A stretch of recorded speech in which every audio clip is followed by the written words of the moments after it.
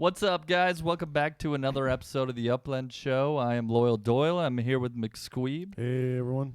And, dude, we got some cool information. We're officially sponsored. That's right. We've got a new sponsor. We're super excited to hype that sponsor. It's not a metaverse necessarily, but it's a great freaking product, and I think everyone should have this product. Are you sick of your desk space looking like crap? I don't know about most people, but I know that I am. Yeah. So how can you fix that? Elysium Mats. Love your workspace. Check these things out, man. There's a few different styles here. How do I tab over? Hold on, give me a second. They got the sunset. Look at this sexy thing. They got the disco. That's what I'm repping right here. And they got Starry Night. And they got X. That's what Mcsqueeb has. Pretty That's dope. way cool. I actually really like it. So, and if you actually go to ElysiumMats.com and use discount code Upland Show, you'll get 10% off. So make sure to use that code and cop yourself a sexy desk mat. I mean, you know, I have one here in the studio, but I work from home. My workspace is, you know, basically where I live the majority of my life during the Monday through Friday day life, and I'm definitely going to buy one of these for sure. They're super sweet. Yeah, so we'll put the link in the description, so be sure to check them out and up your desk game, man. Quit looking like a slob on your desk game, man. Here's actually what I like about it is that not only is it like kind of like a mouse pad, but it's also serves as a coaster, and you can put, you know, when you're working on a Zoom call and you're moving things around, you know, maybe on your Zoom call, that kind of stuff picks up noise. These are kind of more softer, you know, so it kind of absorbs that noise. But yeah, I like the fact that it's a coaster and a mouse pad, and it's not just a little tiny mouse pad, it's this big mat, and it's stylish, and it looks good in my office. Heck yeah. So today we're actually going to talk about New Orleans. We're super excited for the release tomorrow morning. And we're going to speculate. I believe this one is going to be released in vanilla mode, which, if those of you who don't know, vanilla mode is when they don't announce what the collections are going to be up front. So it's all guessing. And I really like vanilla mode because there's a lot of risk and a lot of reward with taking guesses on what properties will be worth more money if they become a collection. Yeah, it's way fun. I actually enjoy it a lot because, let's be honest, we as human beings like to flex from time to time. We like to flex on our knowledge. And if any of you has particular knowledge around New Orleans, however you want to pronounce it, then you might know where the key areas are. And it's kind of just fun to say, look, I happen to have a little bit of knowledge about this city, and so therefore I think I have a competitive advantage. That's always kind of fun for me. Oh, for sure.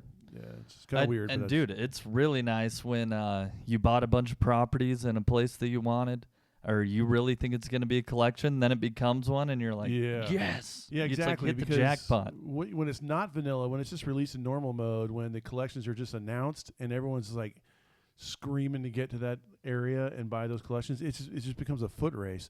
Whereas if, you know, in vanilla mode, it is kind of a little bit more of rewarding those who do a little bit of homework beforehand. So it does encourage you to know a little bit more about the town, the culture, the city, and the history of the city as well. Yeah, and at this point in Upland, sharing my screen here, I traveled to New Orleans, and they haven't released like the property or the neighborhood boundaries yet, so we don't actually know how far out that it goes. So, but we're gonna do our best to speculate what we're gonna be going for tomorrow morning, and what we think might be good for you to go for as well. Yeah, absolutely. So we all know, everybody knows New Orleans, right? I mean, it's a popular town known for its culture, known for its food, known for its history, known for its party atmosphere. It's Yeah, kind Mardi of, Gras, man. Yeah, Mardi That's the Gras. first thing I think of New Orleans. Yeah, Mardi Gras. You might also think of the Hurricane Katrina that came through in 2005 and wiped out the majority of that downtown area, which became a very an important topic, not just about because really Katrina in New Orleans was not about a hurricane. It was about access to resources and who had those access to resources and who did not. It was a kind of a crap show when it came to that city's response, the nation's response. But it gets political really fast. That's not really interesting to me. But what is interesting to me is how, people stayed in New Orleans. People see New Orleans as a place of culture and a place of home, and they stuck around. Like that place was decimated. So in 2005, I'm just going to take if I may, just tell a really quick story. In 2005, I was living in Memphis, Tennessee, and my church decided that we would go down and help those in New Orleans after the fact. After Hurricane Katrina came through, and if you remember, Hurricane Katrina raised the water level by about 8 feet to 10 feet. Jeez. Over almost the entire, like 3/4 of the city, like 10 feet of water in 3/4 of the city. And it was there, that 10 feet of water was there for several days. Yep. So if you're living in a home that is then flooded with 10 feet of water, and by the way, it's not like crystal clear, drinking water. It is water that is briny, it's come from the ocean, but it's also filled with human waste. It's filled with garbage. It's filled with filth. And it's in your house. It is soaking your house for days with that crap. That's a nightmare, man. Oh, it's the worst. And because it's such a very deeply southern city, the climate became a factor as well because it's very hot, very warm, very humid, and of course bacteria. Mold grows very, very quickly in areas of high and warm, high humidity and warm climate. And so quickly, even when the water receded and went back into the bay or the ocean and left the homes dry, most of the homes were really basically destroyed because they were filled with black mold. Yeah. Like deeply behind. Which is like deathly to have in your house. Yeah, there's mold spores that will get into your lungs and will kill you.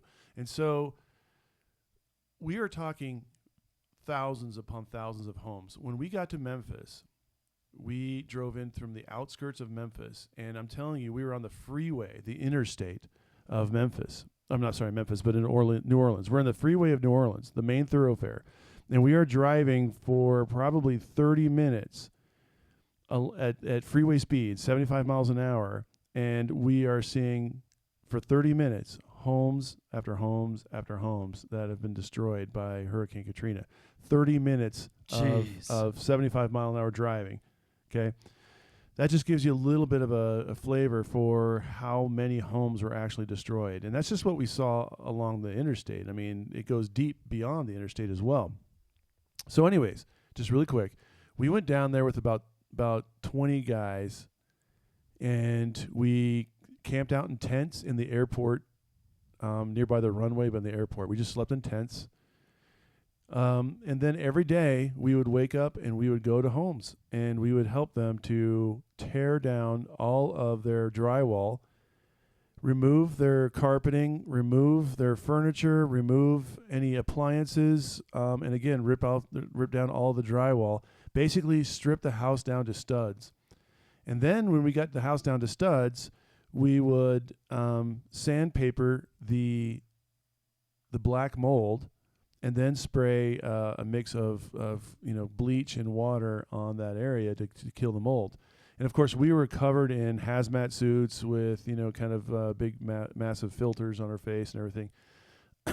Excuse me. But just a quick story. We were driving one day. We filled in all of the order tickets that we were supposed to accomplish that day. And as we were driving around through a neighborhood, we saw a man sitting in his front yard, sitting on the top of his stove, Okay, he had ripped his stove and oven out of his house, and it was sitting on its side in his front yard. And he was sitting on his stove, and he had his head in his hands, and he looked like he was done, like he gave up. This is like a Saturday afternoon, probably about 4:30 or 5 o'clock in the afternoon. And we jumped out of the car, and I went up to him and I said, "Hey, man, we're with a particular church, and we want to help. Our job is to come in and strip your home of all of its, stuff, so that you can get down to the studs." And he said, "Well, how much do you cost? How much do you charge?" And the thing is that with that destruction, with that hurricane, people came from all over the United States, all over the really North America, to come in, and they were charging them about $2,000 a house. Really? To kind of gut their house out, And these people were just like making an LLC overnight, and Just saw it as a gold rush opportunity. yeah, it was. Man. It really was. And there were people and they had like cardboard signs on every tree nailed up. Need your house gutted? Call this number. And it was probably $1,500 to about $2,500 depending on the size of the house. And this guy was like, "How much you charging, man?" And I said, "We're not charging anything. We're just here as your brother to help you out." That's cool. And he didn't believe us. He's like, "What's the catch?" I'm like, "Dude, there's no catch. We're just here to help out. We're human beings. We're here to help out other human beings." And like I said, we had 20 guys. We went in there, and everyone had their spot in the house. We ripped that thing down. We were done in 3 hours. We had all the drywall out, all the carpeting out. We had all the appliances out, all the furniture out. We had it down to studs. We were sanding those studs down with sandpaper. We were spraying it with Clorox bleach. We stripped that guy. Said we were sweeping it. We were blowing it with a blower. That house was spick and span. It looked like it did. So it's just down to the cement and the studs. Cement and studs. Ready to rebuild. Dude. And he only had his weekends to do that because he was working full time. And when we walked out of the house and we showed him what we did, because he was helping us out as well. But when we said, "Hey man, I think we're done."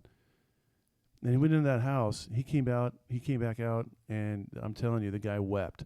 The guy just sat down on the grass, and he just freaking started to cry. And he was so grateful. And he kept trying to give us cash, and we wouldn't accept the cash. And that was just one of the greatest moments, in my life. And that's the lesson is, when you can give back to human beings, that's one of the greatest things you could ever do.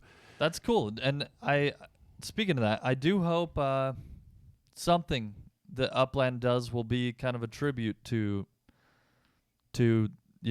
overcoming Hurricane Katrina in some way. Right. Like I think there could be some cool stuff. Maybe even as a community, we could think of some cool stuff to do there. Yeah, absolutely. I'll tell you one spot I'm excited about. Obviously, we know football has come to Upland. Right here by the train station is the Mercedes-Benz Superdome. So I think all the properties around here are going to be high value. Even if they're not in a collection, I think anything next to the stadium is going to be high value, high resale value. So yeah, if it were me, I would be researching what restaurants and bars it is that people go to after a game, and I would snatch that up. Yeah, absolutely. Obviously, we know Bourbon Street. Where's that at? So Bourbon Street's in struggle French to find Quarters. It is. Let me just search it up. It's kind of down by the water, right by the left bend. So Bourbon Street, this is where Mardi Gras happens, right? Yeah, Okay. St. Charles and Bourbon Streets in the French Quarter district. So it's all right here. Yep. Yeah. And it kind of goes and then stops here, and then it stops right up here. So, dude, I could see every property on here being a ultra rare collection, man. It would be pretty big for an ultra rare. I actually don't know how many. Probably a rare collection, but definitely I could see Bourbon Street. Do you know if there's like main spots on Bourbon Street where like things happen for Mardi Gras? Because maybe those will be ultra rare properties. Yeah, you've seen the pictures and videos of people who are up on the second floor of those balconies, and they're handing down beads and stuff, Yeah. and people are flashing them and all that. A couple of those are very popular, go-to places during Bourbon Street. I've never been there during Mardi Gras. I know that Bourbon and St. Charles Avenue are probably the two main, thoroughfares for Mardi Gras. Okay. And so I would anticipate that any type of collection is going to be around Bourbon Street and St. Charles Avenue, or maybe just the French Quarters. It just might be French Quarters. Yeah, they may even do something with food, right? Like the Creole cuisine, Sure. right? Yeah. Maybe music related. Isn't jazz really big? It's huge. Yeah. So maybe a jazz clubs. Yep. Jazz clubs could be a collection. I'm telling you, the catacombs. Look, here's the thing. In New Orleans, the water table is extremely high. In fact, the one of the reasons why Hurricane Katrina was able to do so much destruction in New Orleans is because New Orleans is basically a dish where it goes down lower than the water table, and when those dams get those dams, I guess, whatever they are, when they get compromised, the whole city fills with water, and and so it's a large city, a huge population. Where will you bury people? In cemeteries, right? You can't bury people there because the water table is so high. You start digging in the dirt a couple of feet and it's going to start getting slushy and wet. Yeah. Right? And so they have a real problem there. And the problem that the solution they came to is creating catacombs. And so I've been in New Orleans, and you drive around New Orleans, and anywhere in downtown New Orleans, about every other block, it feels like, at least, there's basically a cemetery. And instead of a normal cemetery where you see big sprawling fields of green with headstones, it is this kind of creepy, kind of artsy, cool, like what's that one guy, Tim Robbins? No, not Tim Robbins. The director who does like Nightmare on Elm Street. Tim Burton. Tim Burton. It looks like a very Tim Burton-esque kind of thing, because like every catacombs is basically these little what looks like little cement dog houses, dressed up by the family, ornate, and inside there is a body, So you think that could be? Those are kind of unique there. That could be collection related. I do. There are some catacombs that are more famous than others. In fact, in New Orleans, one of the favorite things for people to do when they go when people visit New Orleans, they go on catacomb tours. Okay. And there are certain catacombs that are more noteworthy than others. Certain people are buried there, certain stories that have originated from those catacombs. There's some catacombs have more of a ornate theme to them that just kind of evolved over time through maybe the suspicions of voodoo or whatever. But yeah, catacombs is definitely something I would look into if I were wanting to. Yeah. And for those of you who don't know, use Wikipedia. The Upland team in the past has used Wikipedia to gather, here's this list of 10 properties. So maybe if they're going to do catacombs, you could look up, catacombs in New Orleans, and they'll have a list of property addresses there. Things like that are really good to go off of when you're doing collection speculation. Yep. You can make really good money if you nail one of these, especially if you find the really unique one. A lot of the ultra rare property, like if you figure out what the ultra rare collection will be and you get all of those, you're gonna make some big money. Oh, for sure. Catacombs is one that it is unique. If there's like 10 of them, that would be a really, really unique one. Or jazz clubs, and you find all the right jazz clubs. Yeah. I'm actually gonna bank on the whole French Quarter neighborhood, bro, as well as Bourbon Street. Absolutely. Like I think those are both. Absolutely. Yeah. That's probably where I'm gonna start. Yeah, French Quarters is gonna be that's where the money is, I think. There's another one. Do you know where downtown, like proper downtown New Orleans is? Yeah, it's called the Central Business District. Okay. They call it the CBD. Then bank on that one too, for sure. That the downtown has